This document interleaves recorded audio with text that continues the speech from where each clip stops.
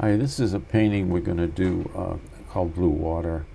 It's it's a scene in Ipswich, a sunset, beautiful blue skies, and the reflection of the water also is wonderful. All right, this is a quick drawing of it, just a sketch. I just want to show you when you're doing this, the important part here is to be sure you make marks. You know, you always go in light when you're starting to draw, but you want to make sure in this particular painting that you're clear where the whites are going to be, because you want to save those whites in the water. It's very important, and that's what I'm doing now. I know you can hardly see it, I'm sorry. It's very hard to get the contrast on these videos without really pressing hard. But you can see the bay in there, that's where the water comes in. And there's the white shape right here. And there's the top white shape above. Okay, so you want to make sure you know where they are so you know where to put your colors. Okay, that's the piece of land on the left. Trees up there, a couple of rocks. Okay, all right, we'll start. I'm going to start with some red. This is really just cadmium red, very light, with a lot of water, a little heavier up there, and I'm just going to bring that down to the water line, to the bottom of the clouds in the back. I'm going to put a wash of ultramarine and bring that down just to the top of the red. I'm going back in. It's all wet. It's all still very wet, as you can see. I'm going in with a heavier color red now and just loosening up the tops of the clouds. Just do that till you're comfortable. All right. All right. Now I'm going in with a mix of blues. We did this in class today, and I used all three blues: ultramarine, Windsor blue, and cobalt blue. Mixed them all together. Wanted to get a nice deep blue wash. Let that come down, going over it again with the deeper ultramarine, letting that come down. And now it's all still wet, and I'm going up to the top of it with a little, the same blue. I added some rose to it to make it a little more violet, and just loosening up the top, leaving some of that pink peeking through there.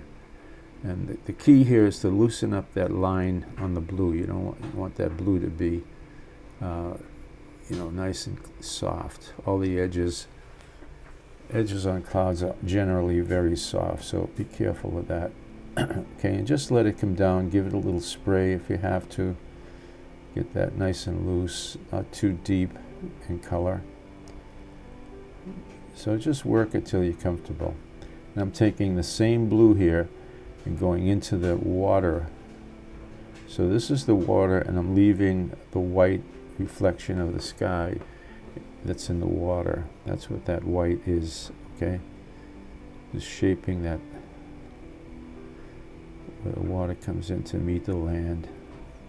I'm using it pretty dry here because I want the edge of that reflection to be kind of a sparkle, and I'm gonna go back and make it even more so, but right now I just want to get the color in.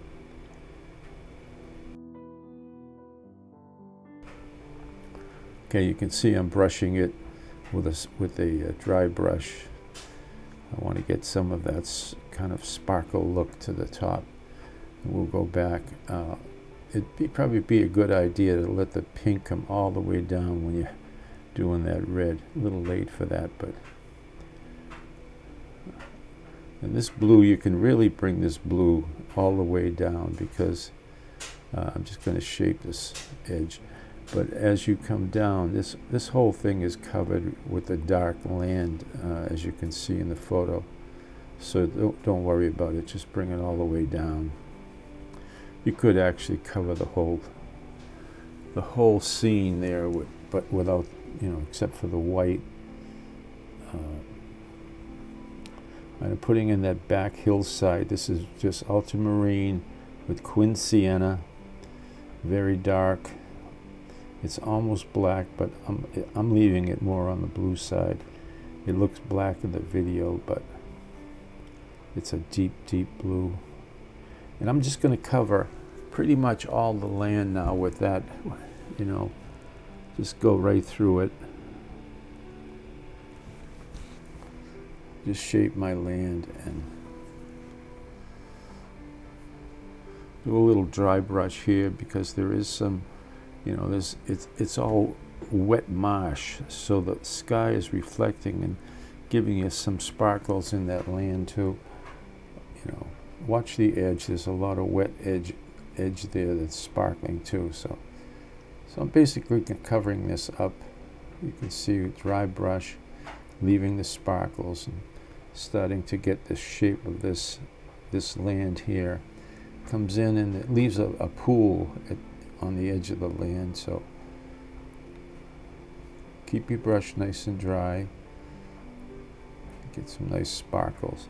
Get the color in first, you know, get all that dark color down and then work on the edges. You know, you can work covering up those, shaping the edges into what you want, okay?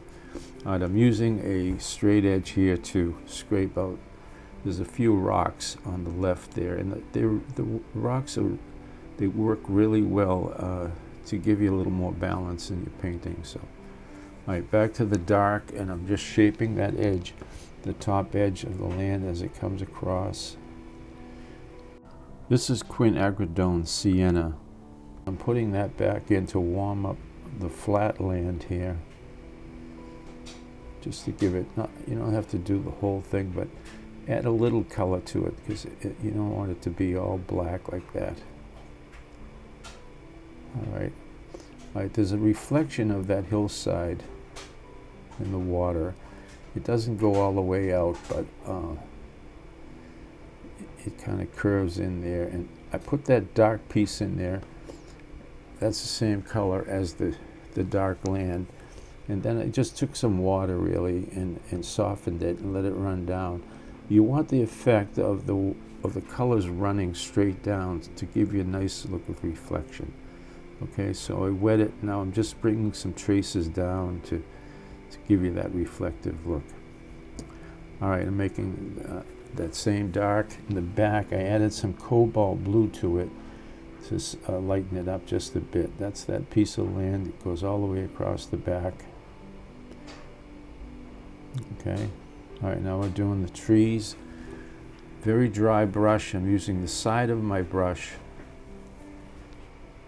getting the tops of the trees, just kind of, you know, rubbing it in. You can see just shaping those trees with a little moisture on your brush. Just getting a nice shape in on the top and then on the bottom. The grasses are growing up there. All right. Okay, now we'll put the trunks in.